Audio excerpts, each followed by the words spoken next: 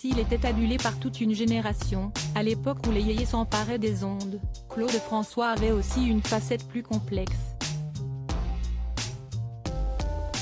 Et ce sont souvent les personnes ayant travaillé avec ce dernier, qui la racontent le mieux.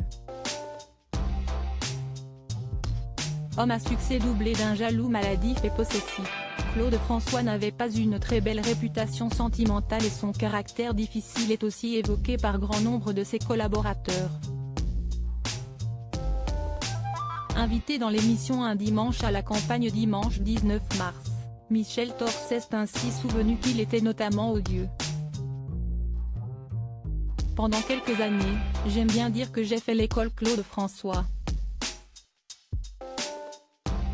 C'était un grand professionnel, perfectionniste et que j'étais à l'écoute, en admiration à regarder ses répétitions, puis le soir sur scène c'était jamais pareil.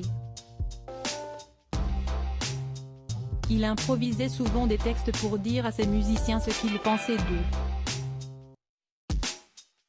Il les traitait de tarés des fois pendant le concert. Il était odieux, il était charmant, a confié Michel Thor devant Vianney et Alexis Michalik. Visiblement très impressionnée par Clo-Clo, elle a préféré largement relativiser quant à sa part plus sombre. Il était charmant avec moi à cette époque, l'interprète de Jamie était très jeune, était mineur. Elle a fait ses premiers pas dans la chanson à l'âge de 16 ans.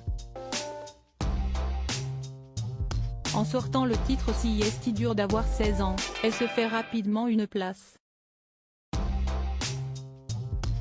Et si est à 17 ans que Michel Thor monte pour la première fois sur scène à l'Olympia, où elle assure la première partie de Claude François.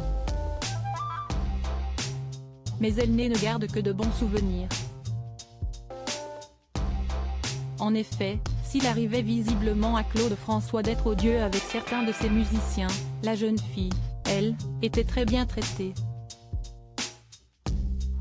J'étais la seule fille dans la tournée donc il était charmant avec moi, il était très protecteur.